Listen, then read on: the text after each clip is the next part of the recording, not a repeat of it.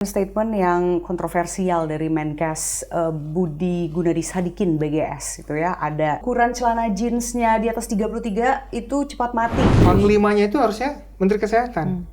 Anak buahnya ya Pak, di antaranya para dokter, para nakes. Ini kan panglimanya kemudian menghujat anak buahnya sendiri kan? Apakah hal semacam ini baru terjadi pada menteri yang sekarang? Iya, baru. Salah satu kebijakan Pak Menkes yang sekarang yang menurut saya membahayakan untuk masyarakat miskin adalah ketika parameter keberhasilan rumah sakit vertikal itu adalah profit. Jadi dinilai dari keuntungan. Argumennya aneh sekali ya, misalnya kayak tadi. Iya Mbok, kata dia dokter umum diajarin dong sama... Loh, kan harus ada institusinya, institusi pengajaran yang kurikulumnya bisa dipertanggungjawabkan.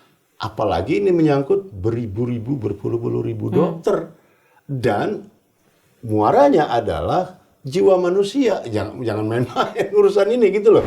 Saya bilang sama Mas Fitri, ini nggak benar nih, ayo kita protes, diributkan. Apa dia jawab? Dok, mohon maaf dok, ini kalau yang protes-protes mutasi ini, teman saya ada yang protes begini dipanggil, lalu ancamannya dibekukan STR dan dibekukan SIP-nya. Dia nggak bisa praktek lagi. Ancamannya ya. Itu ada saksinya nih.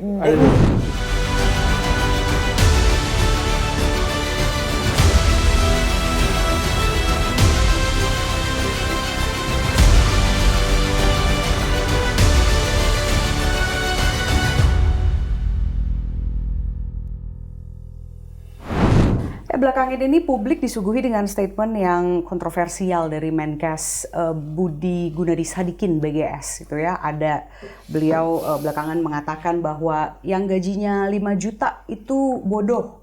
Yang 15 juta. Yang 15 juta sehat gitu. Terus kemudian yang kedua juga yang ukuran celana jeansnya di atas 33 itu cepat mati. Waduh itu gawat sih kok kayak gitu. Karena jangan-jangan atasannya juga celananya lebih dari 33 ya nampaknya gitu ya. Dan mungkin mostly Indonesian people juga banyak tuh yang di atas 33 sebenarnya untuk ukuran celana. Kalau itu. dianya mungkin pas 33. Mungkin ya. Ya tapi bukan ukuran celana yang akan kita bahas. Kita akan memperbincangkan terkait dengan bukan hanya statement kontroversial ini, ternyata tidak sampai di situ Bang Hamid, tapi juga ternyata nampaknya kepemimpinan Menkes BGS ini yang sudah mau jalan 5 tahun gitu, ini sudah membuat gerah banyak orang di ikatan profesi kedokteran. Gitu. Karena belakangan juga guru-guru besar kedokteran ini sudah mulai bersuara untuk mencopot, dan juga ada dari change.org itu ternyata publik juga sudah menyerukan untuk pencopotan, dan saya dengar tuh udah sampai 6.000 tuh Bang Hamid yang setuju untuk mendesak pencopotan dari Menkes BGS. Apakah kemudian bangkir menjadi Menteri Kesehatan ini memang ada culture shock di sana gitu ya. Nah, kita akan coba memperbincangkan itu lebih jauh terkait dengan kepemimpinan yang apakah memang ini otoriter gitu ya di Kementerian Kesehatan yang berdampak pada profesi kedokteran, bersama dengan Ketua Ikatan Dokter Anak Indonesia, ada Dr. Piprim Basarah. Halo Dr. Piprim, thank you udah datang ke studio kita. Dan lebih jauh dari itu sebenarnya terkait dengan ini semua, kita juga yang pertanyaan lebih besar adalah, lalu kalau misalnya dokter-dokternya aja gerah gitu ya, dan sepertinya ini masalah birokrasi dan sebagainya, bagaimana ini dampaknya? Apakah akan ada lebih jauh ke pelayanan publik, atau mungkin pemenuhan hak dasar kesehatan masyarakat itu yang mungkin bisa terganggu? Nah itu mungkin kita akan coba sampai sana juga ngobrolnya gitu. Tapi sebelum sampai ke sana, Dr. Piprim, your name recently itu banyak disebut di media sosial, di news portal juga. Itu tak lain tak bukan anyway, itu pasti karena Dr. Piprim adalah seorang guru gitu ya, senior di Ikatan Dokter Anak Indonesia, tapi juga belakangan ini karena mutasi yang Dr. Piprim alami gitu ya, dari RSCM ke RS Fatmawati yang dianggap mendadak dan juga menyalahi prosedur mungkin, dan akhirnya membuat banyak orang bertanya-tanya what's going on actually.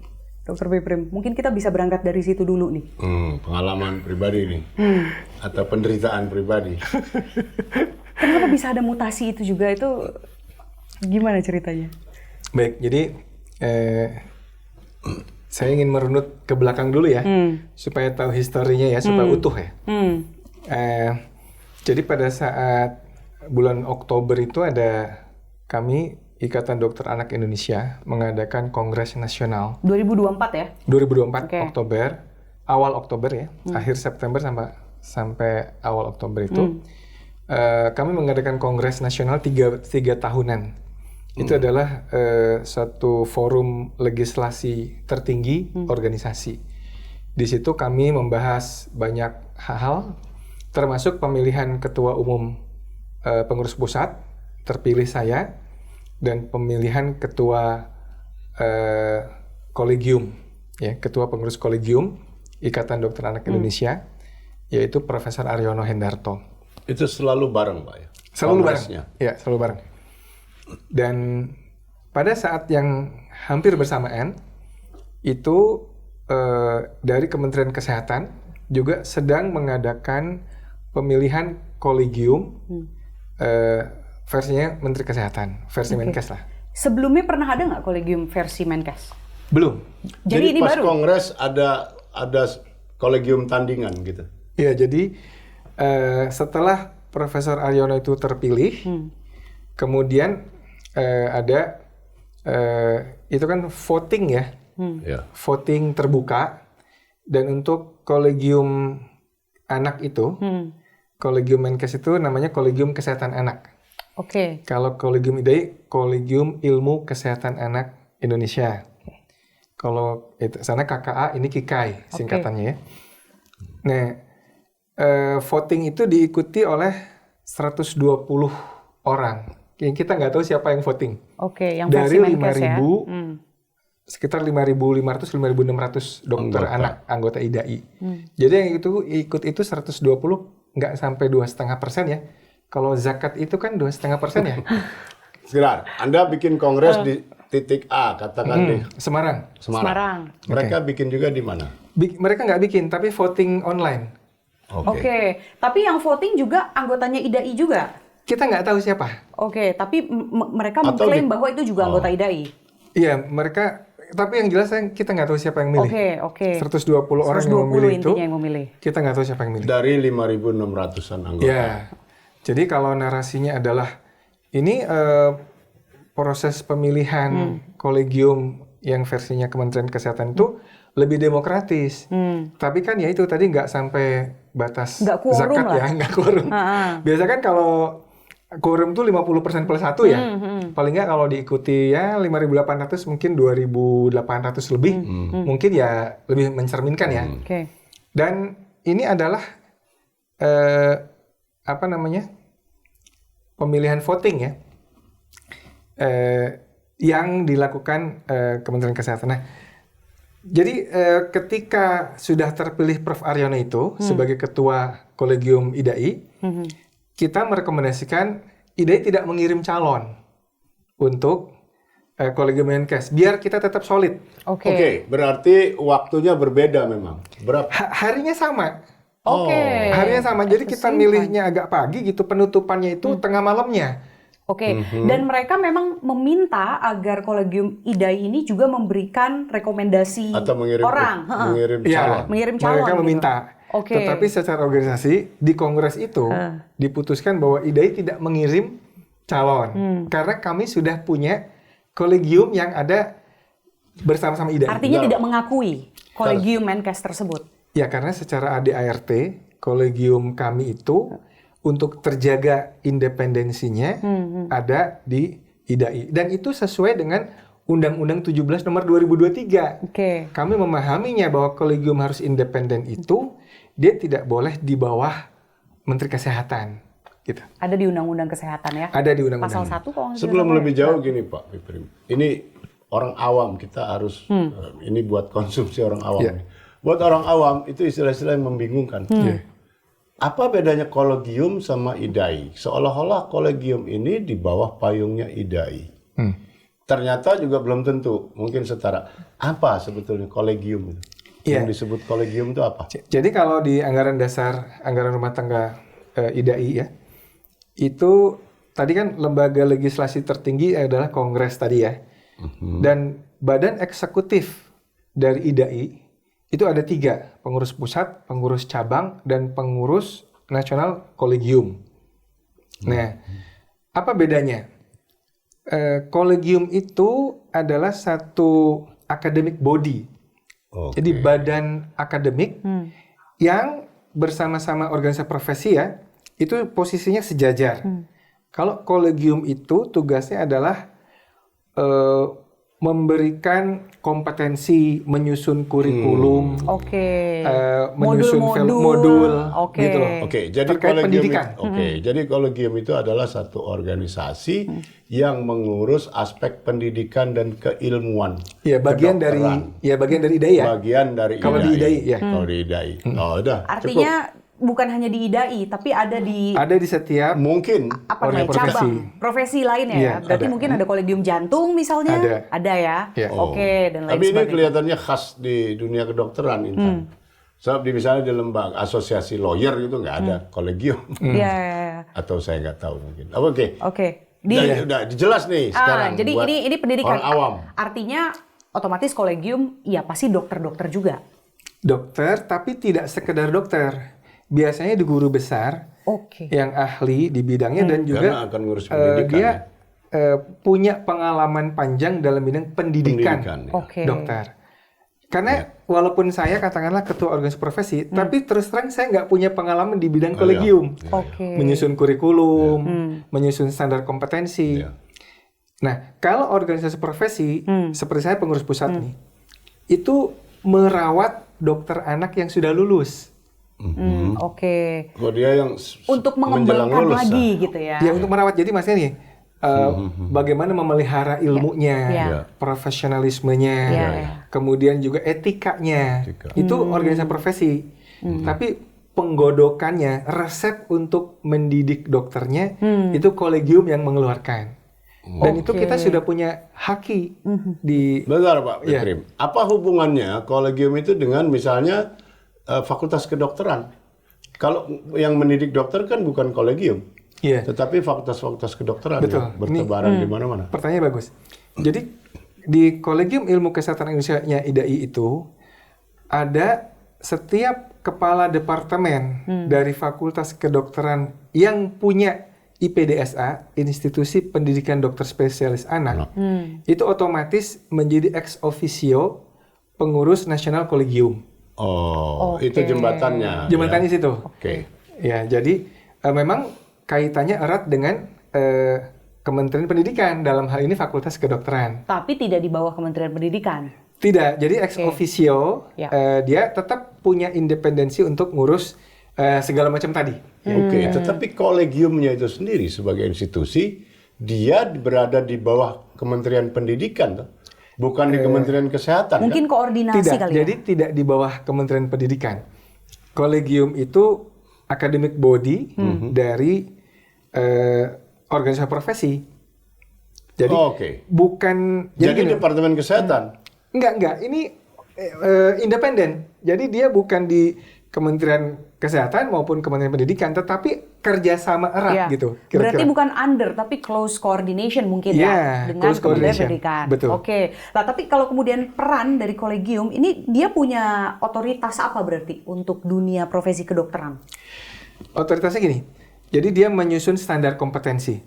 Misalkan sesudah seorang dokter anak itu, dia misalkan melaksanakan ujian nasional terpadu, evaluasi nasional terpadu misalkan. Itu kolegium yang mengadakan, ya kan, kerjasama dengan Fakultas Kedokteran. Jadi dikirimkan, nanti biasanya bergilir tuh di mana. Kolegium itu panitianya. Karena di kolegium itu berkumpul setiap kelompok ahli disiplin ilmu tadi. Ya, seperti itu. Nah, ini berarti kembali ke soal birokrasi Menkes yang saat ini sedang banyak dipertanyakan gitu dan diprotes. Nah, ini kenapa kolegium ini menjadi problem sekali gitu. Lalu kemudian dampaknya ini terhadap birokrasi dan lain sebagainya tuh seperti apa sih berarti sebenarnya dengan omongan-omongan bahwa Menkes ini otoriter dan lain sebagainya gitu. Jadi emang sebenarnya bagaimana hubungannya? Jadi kalau gampangnya gini ya, kalau dalam mendidik dokter atau dokter spesialis misalkan ya, itu kan ada 3 unsur yang terkait. Pertama rumah sakit vertikal, itu adalah kalau kita ibaratkan seperti orang masak ya, itu seperti dapurnya. Kenapa disebut rumah sakit vertikal? Rumah sakit vertikal itu ada rumah sakit yang pemerintah Oke. di bawah Kementerian Kesehatan, Oke. ya. Oh itu maksudnya. Iya, rumah sakit yang di bawah Kementerian Kesehatan. Disebutnya Vertikal rumah tuh top sakit down memang vertikal. Iya. Top down ya? Kan Oh, ada iya. juga rumah sakit daerah kan, Iya, iya, di iya, bawah oke. Pemda. Ha. Kalau ini di bawah rumah sakit, di bawah Kementerian Kesehatan. Rumah sakit vertikal itu kan, apalagi rumah sakit pendidikan ya, itu adalah tempat dokter itu dididik. Contoh RSCM, RSCM misalkan ya, Fatmawati termasuk? Fatmawati termasuk juga, Oke, tapi dengan UIN. oke, Kalau RSCM dengan FKUI. alright. Karena dekat jaraknya ya. Oke. Nah, jadi ini dapurnya nih. Dapurnya, oke. Rumah sakit vertikal. Kemudian chefnya, kokinya adalah Fakultas Kedokteran, Kementerian Pendidikan, ya kan? Fakultas Kedokteran kan universitas, Kementerian Pendidikan. Nah, yang menulis buku resepnya adalah kolegium. Oke. Karena penulis buku resep ini harus independen. Dia nanti terkait dengan kolegium internasional, secara internasional. Standarnya itu harus standar internasional. Berarti gitu. kedokteran di seluruh dunia itu memang punya kolegium? Iya. Oke. Dan di seluruh dunia itu kolegium memang independen. Oke. Sebagai akademik body. Dan ya. mereka berasosiasi juga tentunya. Iya. Oke. Nah sekarang peran Fakultas Kedokteran dalam hal ini Kementerian Pendidikan itu direduksi. Kolegium juga diambil nanti di bawah Kementerian Kesehatan. Nah itulah yang menyebabkan kenapa ratusan guru besar kemudian menyuarakan keprihatinannya, dimulai dari Bulak Sumur, UI, Unpad, UNER, Lambung Mangkurat, mana lagi Aceh, itu Praktis ratusan semua, lah. ya. Guru besar tuh gelisah dengan kebijakan ini. Karena itu bukan mempertahankan otoritas atau apa, tidak. Kita yang sangat kita concern adalah bagaimana nanti kualitas dokter ketika terjun ke masyarakat. Ini sekarang kan saya gambarnya ini. Kementerian Pendidikan kemarin kan di zamannya Pak Nadiem ya. Itu kan salah satu produknya adalah ada anak SMA nggak bisa baca kan. Iya kan?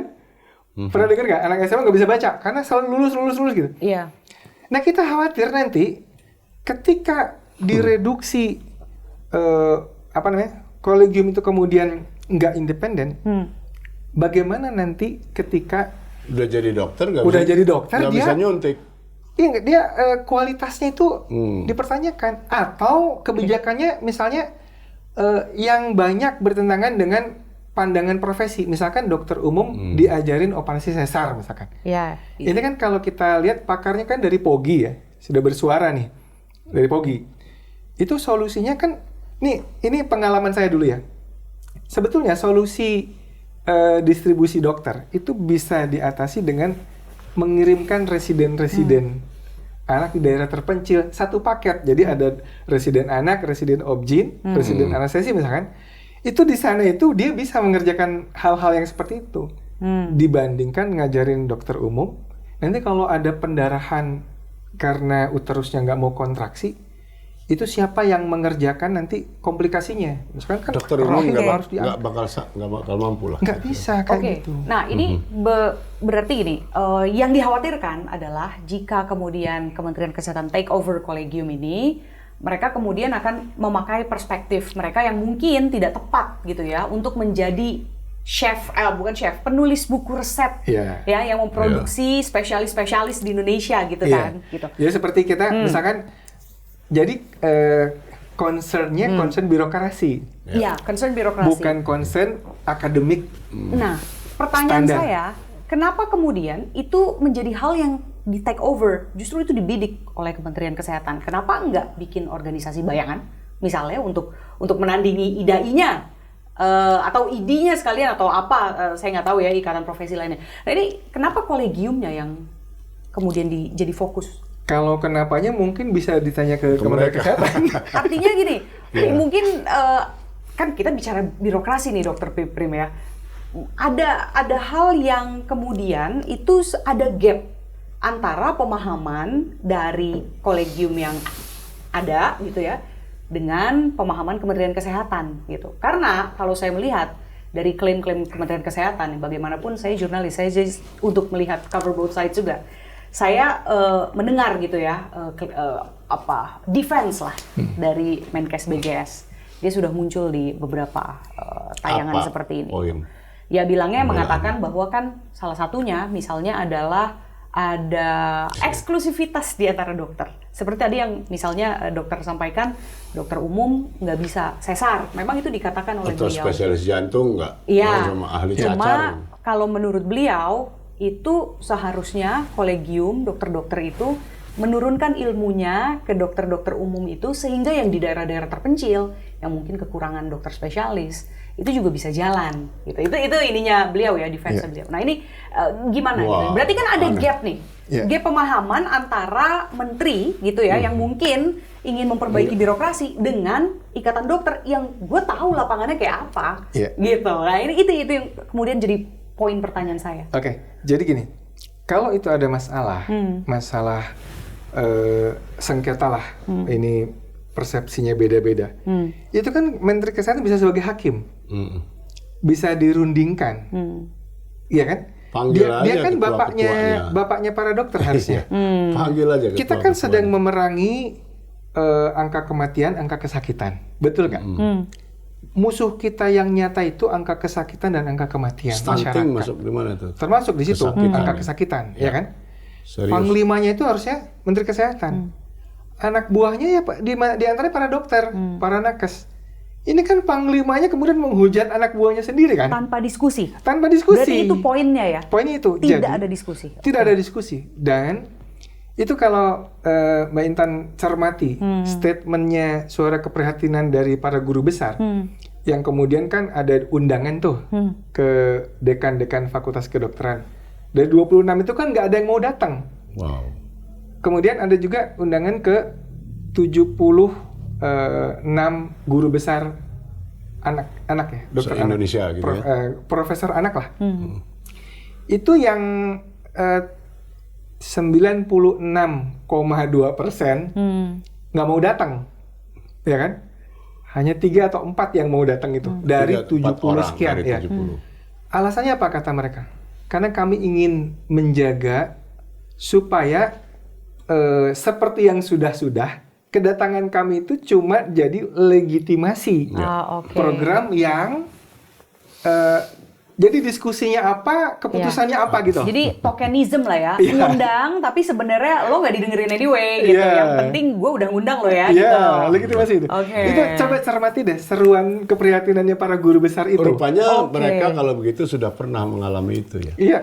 Dan ini berarti akumulasi dari hampir 5 tahun kepemimpinan Menkes ini ya. Jadi kan harusnya nih, kalau menurut saya nih, ayo dialog terbuka. Dialog terbuka, ada wasitnya kalau memang sedang sengketa, adalah wasitnya siapa, dan disaksikan media supaya tidak ada dusta di antara kita gitu. Jangan hanya dinner, kemudian keputusannya beda dengan yang diomongin di dinner. Gitu. Mereka wibawanya dijambret gitu aja ya. Dijambret untuk legitimasi kan. Contoh-contohnya ada nggak sih dok? Mungkin bisa dielaborasi lebih jauh tadi ya. Misalnya mengundang untuk apa namanya diskusi soal apa, tapi ternyata keputusannya apa gitu. Apa misalnya kebijakannya? Ya misalkan gini, 2022 itu sebenarnya saya itu sering diskusi sama Pak Menkes, bukan nggak pernah. Ya. Saya kemudian ada sejawat saya dari subspesialis kardiologi anak ya, itu kita paparkan data. Itu berdasarkan undangan dia apa inisiatif Anda ketemu dia? Kami diundang. Oke, diundang, gini. Nah, solusinya waktu itu misalkan pelatihan ekokardiografi buat dokter anak misalkan. Tapi hasil diskusi itu kita tidak sesuai dengan hasil keputusan diskusi.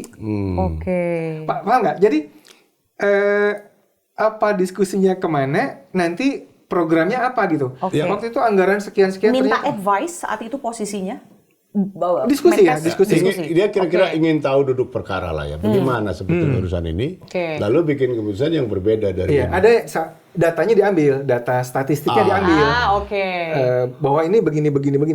Tapi bagaimana realisasinya yang kita usulkan itu tidak sesuai dengan program yang jalan gitu. Oke, tidak sesuai itu bagi pihak Anda, itu membahayakan atau sangat kurang atau gimana?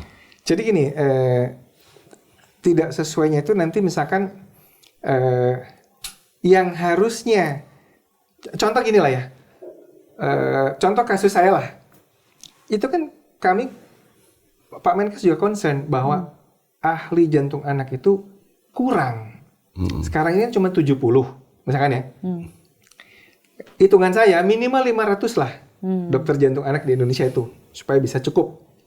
Sedangkan produksi per tahun itu mungkin 4-8 Orang saja. orang saja. Ini Kan lama subspesialis kan? jantung anak ya? Ya. Nah, dengan kondisi seperti itu misalkan, tiba-tiba karena saya menentang kolegiumnya Pak Menkes ya, dianggap menentang lah ya. Tiba-tiba saya dimutasi misalkan. Padahal saya mendidik calon konsultan jantung anak itu di RSCM. Murid saya banyak, ada 8 tuh. 8 orang itu calon konsultan jantung anak yang akan disebar. Ada yang ke Papua, ada yang ke Sulawesi Tengah, ada yang ke Kalimantan, ada yang ke Bengkulu, ada yang ke Sumatera Barat, kemana-mana. Nah kalau di pabriknya itu kemudian satu dosen seniornya itu dipindah gitu aja, tanpa konsultasi dengan Fakultas Kedokteran UI, dipindah ke Fatmawati. Di Fatmawati itu rumah sakit pendidikan, tetapi mereka hanya mendidik calon dokter umum. Oh. Bukan calon dokter anak atau apalagi calon subspesialis, dokter konsultan jantung anak. Nah, ini kan kontradiktif nih. Contoh gitulah. Salah satunya ya, kalau dari masalah pelayanan-pelayanan, misalkan kita mau bikin ini, yang dulu saya ingat tuh, kami kekurangan obat namanya misalkan prostaglandin gitu ya. Itu obat life saving untuk penyakit jantung bawaan kritis. Ya. Tapi sampai sudah sekian tahun itu juga keberadaan obat itu juga tidak bisa diakses di rumah sakit di seluruh Indonesia. Kayak hal seperti itu. Pada dari awal kita sudah ini gitu. Merekomendasikan hal-hal tertentu gitu ya. Iya. Berarti Dan itu nggak disediakan. iya, tidak ada hasilnya juga terkait hal tersebut ya. Ya menurut kami seperti itu ya.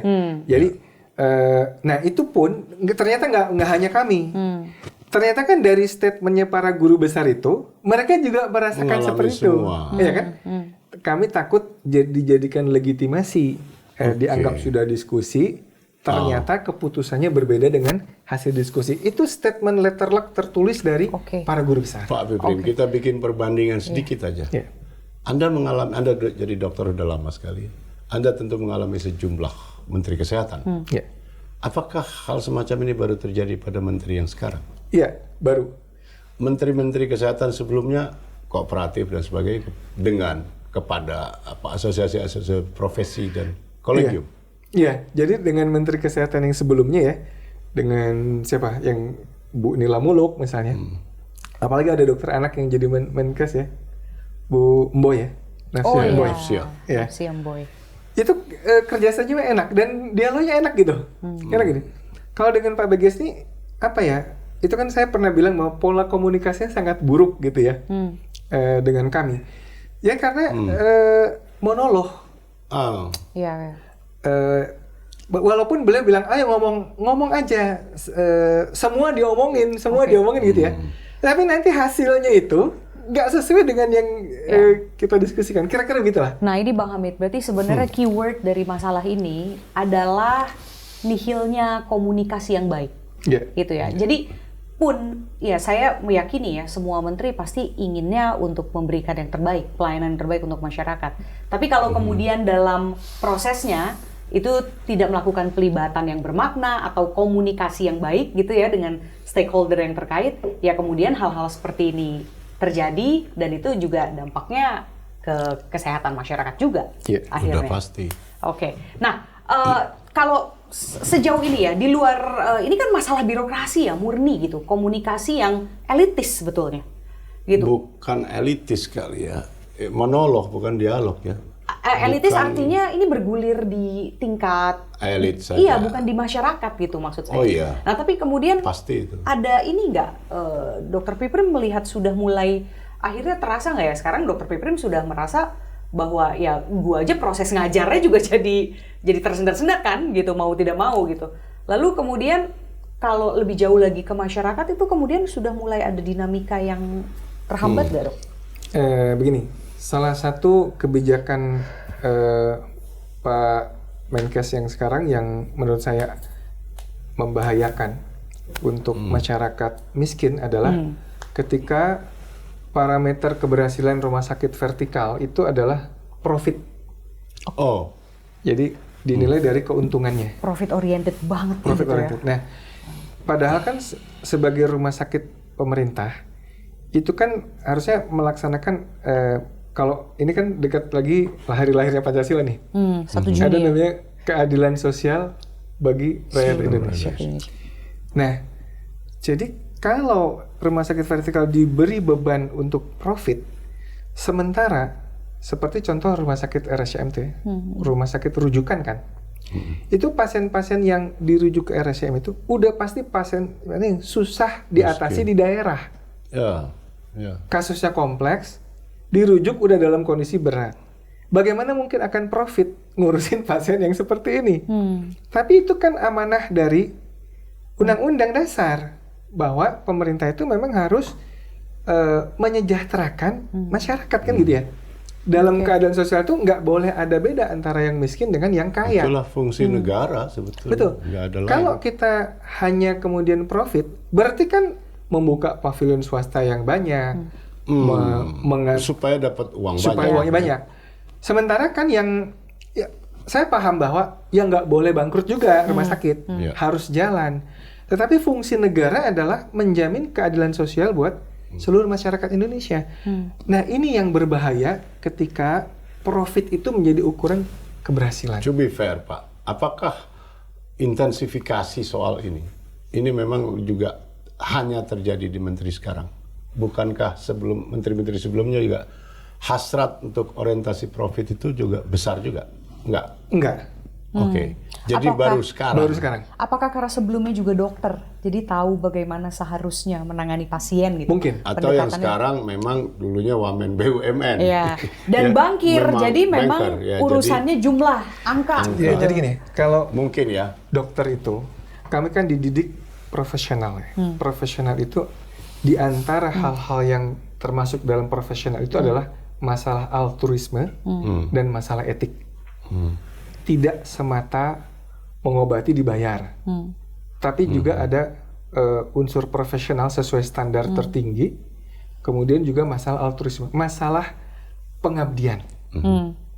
Jadi kami itu, saya misalkan ya, teman-teman yang lain juga, itu senyum kebahagiaan seorang pasien Itu sudah memuaskan banget. itu jauh lebih nyes di hati kami daripada uang yang kami terima.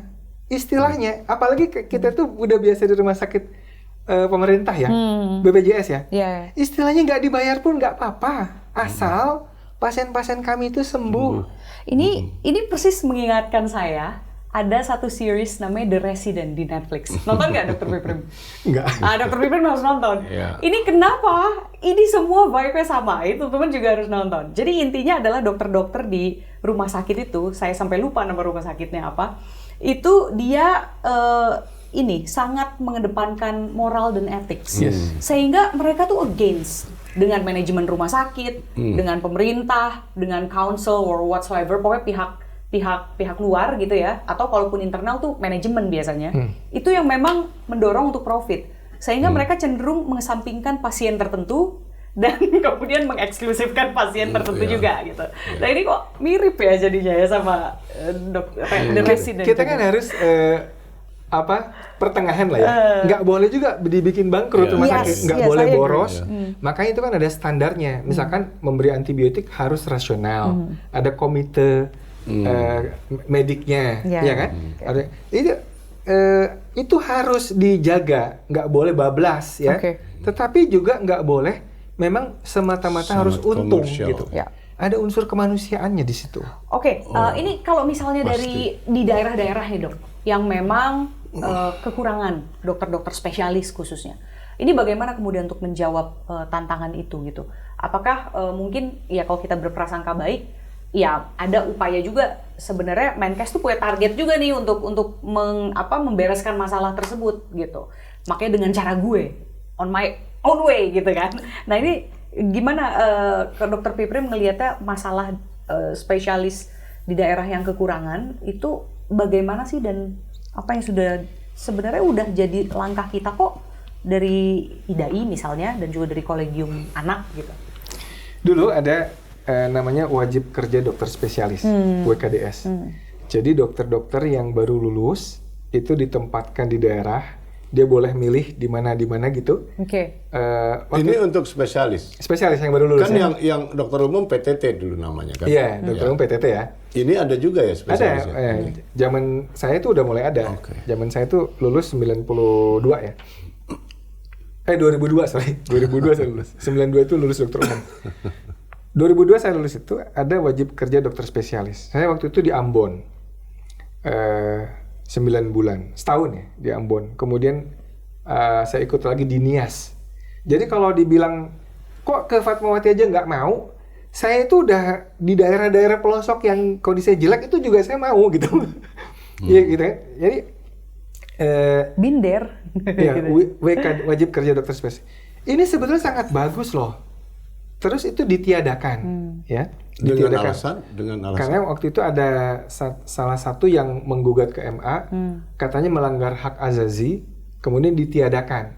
Lalu kemudian diganti PGDS, Pendayagunaan Dokter Spesialis. Mana isu hak asasi di situ? Nggak ada itu. Jadi akhirnya sukarela. Nah dengan sukarela ini nggak ada yang mau. Ah iya, tentu Tentu saja. saja. Secara psikologis nggak ada yang mau. Nggak ada yang mau. Kalau dikasih kebebasan. Iya. Itu maksud saya gini, distribusi dokter itu sebetulnya kan tugasnya Kementerian Kesehatan. Tapi narasi yang dibangun adalah salahnya kolegium. Oke. Ini dikaitkan dengan kolegium tuh nggak mampu mendistribusi dokter dengan baik, maka harus diambil ke Kementerian Kesehatan. Padahal seperti awal tadi, kolegium tuh nggak ada urusan nggak dengan ada distribusi. hubungan. Dia dengan pendidikan, gitu. Sementara Kementerian Kesehatan sendiri kan sebetulnya nggak ada urusan dengan pendidikan, toh. Harusnya. Kok dia yang mau ngambil gitu. Iya. Pun sama dengan kasus bullying di ranah kedokteran ini gitu ya, profesi kedokteran. Itu mungkin juga menjadi salah satu kritik juga loh, instead of ngurusin kolegium kayak gini, mendingan urusin deh tuh yang bullying itu tuh gimana, it's under your supervision gitu kan. Khususnya pendidikan spesialis ya. Reputasinya buruk sekali itu. Yang kemarin Pendidikan spesialis itu ya ada banyak bullying, ada yang sampai mati sampai segala meninggal macam dunia di karena Semarang. stres akibat bullying dan lain sebagainya. Iya, itu nanti kita lihat proses hukumnya lah ya, seperti apa ya. Tapi memang yang saya dengar, ini memang ada nanti ujungnya adalah dengan profit tadi. Jadi kan rumah sakit vertikal harus profit banyak. Salah satu yang profitable itu adalah operasi. Iya. Jadi dikit-dikit Sehingga orang operasi. bukan dikit operasi, tapi kamar operasi itu dibuka 24 jam. Oke, hubungannya Di sama sana itu. shift. Iya, ada itu. Kira-kira tapi itu saya nggak mendalami di situ lah ya. Iya, Tapi iya. salah satu dampak bahwa ketika harus profit itu turunannya banyak. Multiplier efeknya kemana-mana. Multiplier efeknya kemana-mana. Iya, iya. Jadi saya nggak mau mencampuri lebih jauh ya, tetapi kira-kira dampak bahwa profit yang oriented itu yang mengalahkan altruisme, mengalahkan etik, mengalahkan keadilan sosial bagi rakyat Indonesia, itu dampaknya bisa serius gitu. Dan lebih serius kalau itu terjadi pada rumah sakit negara ya. Iya. Yang swasta aja nggak boleh begitu. Iya. Jadi dan negara punya wewenang untuk menertibkan rumah sakit swasta yang wataknya seperti itu. Iya. Nah kalau ini di rumah sakit negara, pemerintah, itu ironismenya lebih besar lagi. Ya. Dan satu hal yang saya lihat juga terjadi adalah upaya promotif preventif ya. Itu kan harus digalakkan di FKTP namanya. Fasilitas kesehatan tingkat primer. Jadi di puskesmas itu fokusnya harusnya di promotif preventif, bukan kuratif. Ya. Tapi yang terjadi sekarang itu ada 144 penyakit yang harus selesai di puskesmas. Oke. Susah untuk dirujuk. karena nanti nggak dibayar BPJS. Nah sistem ini ya beberapa waktu terakhir ini kan ada berita pasien demam berdarah yang gara-gara aturan itu nggak boleh dirujuk, Stay di kemudian puskesmas. terlambat dan sebagainya, kemudian Tidak selamat ya. tidak selamat. Ini kan nanti itu silakan digali ya. Tapi maksud saya, memang kalau ada saatnya rujukan, rumah sakit tempatnya kuratif, puskesmas tempatnya promotif preventif, Ya. edukasi di situ, Sosialisasi. imunisasi, atau penyakit ringan lah ya. Vitamin, Iya. gitu ya. Penyediaan gaya hidup vitamin. sehat, Ya, ya. deteksi dini. Vaksin ya. Ya, deteksi dini kayak misalkan deteksi diabetes, Cek deteksi kesehatan cek banyak. kesehatan, gratis itu yang puskesmas. Tapi begitu pasien itu sudah sakit dan layak dirujuk, itu memang seharusnya kuratif itu di rumah sakit gitu. Dan ini baru terjadi di era Menkes BGS. Kayaknya enggak, kalau ini udah lama juga begitu. Ini Iya, kayaknya. ya mungkin ini mesti Udah lebih lama dibenahi, ini. Oke. dibenahi secara Sebagai- Oke, secara umum itu Secara adalah rekomendasi Anda juga melihat ya bagaimana sistem kesehatan Indonesia harus diperbaiki. ya termasuk kayak itu ide seksio cesaria itu. Itu kan Dokter umum bisa sesar. ya, itu kan harusnya nih. Dokter umum fokusnya di deteksi dini kehamilan yang bermasalah. Gitu kan? Sehingga nanti pada saat yang bermasalah itu memang harus dirujuk. Rujuk ke spesialis Perbaikilah mekanisme rujukannya gitu ya. Tapi kalau terdeteksi awal itu bermasalah, itu kan bisa dirujuk gitu. Instead of Ditangani dioperasi sendiri. di situ gitu. Karena nggak sesederhana itu operasi. Tapi kalau kemudian mungkin kolegium itu bisa memberikan kurikulum tertentu ya, saya nggak tahu, mungkin dokter punya argumentasi lagi untuk kemudian memungkinkan nih rumah sakit di daerah yang memang sangat jarang spesialisnya gitu, untuk dokter tertentunya bisa melakukan hal tersebut gitu ya. Let's say entah sesar atau tindakan lainnya lah yang mungkin Nggak bisa itu. Iya, yang Saya sebenarnya rasa nggak dia biasanya tidak lakukan gitu. Mungkin nggak sih ada case by case kayak Nah, gitu? itu yang saya kira semangatnya Menteri Kesehatan kan tadi kalau saya merujuk. Pak Iya, Bikrim ya. tapi gini, itu kan nggak bisa diputuskan sepihak. Bisa. Ya. Kan di situ ada kolegium, makanya kolegium harus independen supaya dia bisa menyuarakan dengan Objektif, netral. Dan juga ada organisasi profesi bahwa solusinya itu nggak tunggal. Ya.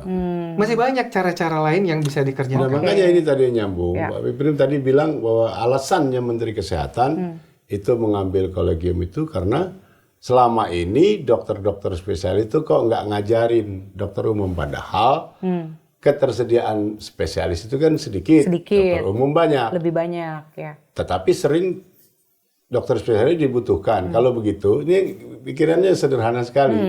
Kalau gitu ajarin aja dong dari spesialis ini ke dokter umum. Ya nggak bisa, ini ngajar-ngajarin begitu. Satu, dia nggak punya kualifikasi sebagai pengajar. Pendidikan kan beda sama keahlian. Orang bisa ahli banget, tapi nggak bisa ngajar, Pak. Banyak sekali yang begitu. Kalau Atau jadi yang pinter ngajar, ya nggak bisa praktek. Kalau jadi sekedar tukang, Iya. tukang operasi, bisa. Banyak. Gitu. Tetapi filosofi, kapan dia harus operasi, indikasinya kapan, kemudian kalau ada komplikasi, Bagaimana seperti apa, ngatasinnya? bagaimana kayak gitu. Paling Dan- nggak untuk operasi besar ya. Saya kira itu pun nggak berlaku untuk operasi saraf misalnya ya, yang sangat halus. Jadi maksud saya nggak bisa argumennya itu. Kita bukan memojok-mojokin Menteri Kesehatan ya. Iya. Saya selalu percaya semangat forum ini juga dari awal kan begitu. Kita tuh orang bisa ngomong apa saja, orang bisa mengajukan pendapat seperti apapun boleh Pak. Yang penting ada argumennya. Bahkan kita nggak harus setuju argumennya, tetapi setidak-tidaknya ada argumennya. Nah argumennya ini yang harus diuji. Entah dia menteri, entah dia siapa. Itulah negara yang sehat gitu maksud saya. harus dialog. Dialog, habis itu didialogkan gitu kan. Kalau nggak ada dialog, terus argumennya aneh sekali ya. Misalnya kayak tadi, iya Mbok, kata dia dokter umum diajarin dong sama, loh kan harus ada institusinya, institusi pengajaran yang kurikulumnya bisa dipertanggungjawabkan. Apalagi ini menyangkut beribu-ribu, berpuluh-puluh ribu dokter. Dan muaranya adalah jiwa manusia. Jangan main-main urusan ini gitu loh. Nggak boleh sedikit pun main-main urusan jiwa manusia ya dan kesehatan dan kesejahteraan umumnya. Nah. Jadi maksud saya kalau argumennya seperti itu, ya memang nggak benar kan dari kesehatan itu. Sampai kemudian membuat semacam kolegium tandingan. Ini kita seneng banget bertradisi tandingan itu artinya memacetkan dialog. Begitu nggak cocok dikit, bodoh amat. Gua bikin tandingannya kan gampang bikinnya. Ya jangan begitu dong. Kan Kirain cuma kita ranah lagi ngomong parpol aja ya. ratusan juta rakyat Indonesia ini kepentingannya dipertaruhkan di sini. Jangan main-main gitu. Saya nggak bilang bahwa kolegium yang sudah ada itu pasti sempurna, enggak. Ya, namanya Ikatan Dokter Anak lah, Ikatan Dokter Umum, Asosiasi Lawyer dan sebagainya, arsitek dan sebagainya, sama aja itu dalam arti mereka tentu mengidap masalah-masalahnya sendiri gitu. Mereka juga pasti harus terus-menerus memperbaiki diri. Tetapi setidak-tidaknya saya kira dengan puluhan tahun usia asosiasi ini, beberapa hal standar itu sudah mereka bakukan dan sudah terbukti keampuhannya atau efektivitasnya gitu loh. Ketimbang yang baru coba-coba dibikin sekedar karena ada trigger tertentu yang sepele misalnya, atau selera individu seorang menteri misalnya, itu kan sangat disayangkan ya kalau itu terjadi gitu. Nah ini mengingat wakil Menteri Kesehatan juga dokter kan ya, kalau nggak salah Dr. Peppermint. Nah ini kan berarti harusnya mereka satu tim ya gitu, sampai kemudian ada ide-ide seperti ini kan cukup wow gitu sebenarnya. Nah artinya ini menurut Dr. Peppermint ini melihat apa, gimana sih yang bisikin gitu? Siapa sih yang bisikin kok bisa kayak gini gitu? Toh dia juga dikelilingi oleh dokter loh gitu. Iya. Dokter, saya kira ya sebelum Pak Peppermint jawab, dokter atau siapapun, begitu masuk birokrasi, pertama-tama identitasnya adalah birokrat, Intan. Baru yang kedua dokter atau yang insinyur dan sebagainya. Jadi memang status birokrat itu benar-benar mengungkung ya. Karena memutlakkan ketundukan dalam birokrasi itu kan, hierarkinya kan ketat sekali. Nah ini aja contohnya Pak Peppermint sendiri kan, begitu rada-rada melalui dicopot, dimutasi aja gitu. Jadi, nah ini sungguh nggak sehat ya. Ada orang protes. Dr. Peppermint ini mengajukan pendapat demokratis gitu ya. Tetapi sautannya sautan otoritarian, sautan kekuasaan gitu. Ini kan bisa jadi deterrent power. Dan mungkin memang maksudnya itu. Jadi contoh beliau ini, ya tentu bukan beliau aja, sebelumnya udah banyak. Maksudnya, para dokter lo jangan macam-macam ya gitu. Kalau kau ngoceh-ngoceh dikit ini, itu akibatnya kayak Dr. Peppermint itu nasibnya. Dan kalau dokter lain gentar dengan itu, bisa dimaklumi Pak. Siapa yang nggak takut kalau mau dialog beneran, memprotes dengan sah gitu, jawabannya seperti itu. Itu teroristik. Langsung jabatan yang at stake gitu. Iya, teroristik kan jawabannya. Karena sekarang semua kewenangan itu memang ada di Kementerian Kesehatan. STR, surat tanda registrasi, itu adalah tanda bahwa seorang dokter itu sudah lulus dan kompeten, terdaftar sebagai dokter. Itu di bawah konsil kedokteran, kalau dulu ya, sekarang konsil kesehatan Indonesia. Dulu konsil itu di bawah presiden. Sekarang melalui Menkes. Turun ya jadi peringkatnya. Iya, diturun. Jadi Menkes membawahi konsil itu. Artinya bisa saja Menkes mencabut. Iya, artinya konsil itu nggak lagi di presiden, tapi di bawah Menkes. Kemudian SIP, surat izin praktek itu, dulu kan di PTSP ya, Pemda. Sekarang dari Kementerian Kesehatan itu juga bisa menerbitkan atau membekukan SIP. Kemudian SKP, Satuan Kredit Profesi. Dulu kan dari organisasi profesi yang menentukan ini berapa SKP. Sekarang di Kementerian Kesehatan. Jadi semuanya itu bermuara ke satu, ada monopoli kewenangan. Dan ini kan narasinya saya aja yang ribut gitu ya, yang lainnya nggak mau ribut gitu ya. Berarti Anda yang salah gitu kira-kira ya? Iya, yang lain kan biasa gitu kan. Nah, saya kan waktu mutasi pertama, jadi dokter anak pengurus inti IDAI itu ada 4 yang dimutasi. 3 dimutasi, 1 dipecat, ya kan? Yang 2 pertama itu bulan Desember itu. Jadi yang lucu itu Dr. Fitri Hartanto itu yang ketua IDAI Jateng waktu kongres, itu bersuara keras ya, memprotes kenapa ada anggota dokter anak yang mencalonkan, padahal rekomendasi kongres kita nggak ikut pencalonan. Dia kemudian yang kayak gini ini diberi sanksi organisasi gitu kan. Nah itu kemudian nggak lama dia dimutasi. Dia satu-satunya konsultan tumbuh kembang pediatri sosial di Karyadi, Semarang. Dipindah ke Sarjito yang udah ada 3. Di Semarang ada berapa Jadi dokter? kosong. Jadi kosong Semarang. Karena dia satu-satunya yang masih aktif. Demi ya. get rid of orang yang berisik nih. Iya, berisik. Dipindah. Itu kan alasannya katanya pemerataan. Nah ini saya menunggu jawaban sebetulnya dari Kementerian Kesehatan. Pemerataan apa? Ini tadinya 1 jadi kosong, ini 3 jadi 4. Jadi 4. Itu pemerataan apa? Itu penggelembungan itu. Desember, waktu kejadian itu, saya bilang sama Mas Fitri, ini nggak benar nih, ayo kita protes, diributkan. Apa dia jawab? Dok, mohon maaf dok, ini kalau yang protes-protes mutasi ini, teman saya ada yang protes begini dipanggil, lalu ancamannya dibekukan STR dan dibekukan SIP-nya. Dia nggak bisa praktek lagi. Ancamannya ya. Itu ada saksinya nih. Dan itu dokumen basic seorang dokter untuk beroperasi loh. Lah siapa yang nggak gemetar gitu? Pasti. Kayak gitu. Nah, kalau saya sih istilah gini, kalau saya percaya rezeki itu kan dari Allah ya. Jadi katakanlah nih, saya protes-protes begini, STR saya dibekukan, saya nggak boleh praktek lagi. Saya masih bisa bisnis apa gitu ya, bikin kos-kosan misalkan, rezeki banyak lah. Tapi yang rugi kan masyarakat sebetulnya.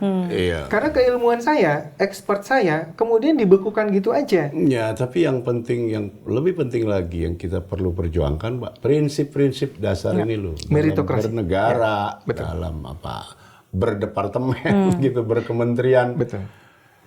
Jangan begitu, itu yang penting. Kalau kami IDAI itu kemarin yang waktu ke DPR itu bilang terjadi abuse of power. Pasti kalau begitu. Dari Kementerian Kesehatan. Dan itu yang kita protes. Karena betapapun itu kan harus ada sistem meritokrasi, akuntabilitas, keterbukaan, dialogis. Dan ternyata apa yang kami rasakan itu juga dirasakan para guru besar, ratusan jumlahnya se-Indonesia. Jadi bukan saya aja nih yang merasakan gitu kira-kira. Hanya memang itu terungkap setelah kami mengungkapnya di DPR pada saat biasanya emang silent majority itu kalau begitu, Pak. Dia begitu ada triggernya satu ikut. Ya mudah-mudahan. Ya, jadi maybe untuk membungkus poker malam ini, bagi saya ini sudah bukan masalah birokratis saja gitu. Bahwa sebenarnya saya sebagai masyarakat biasa gitu ya, sekarang saya sudah bisa cukup ketar-ketir sebetulnya dengan masalah ini. Kemudian pandangan saya sudah meluas, bukan hanya masalah birokrasi.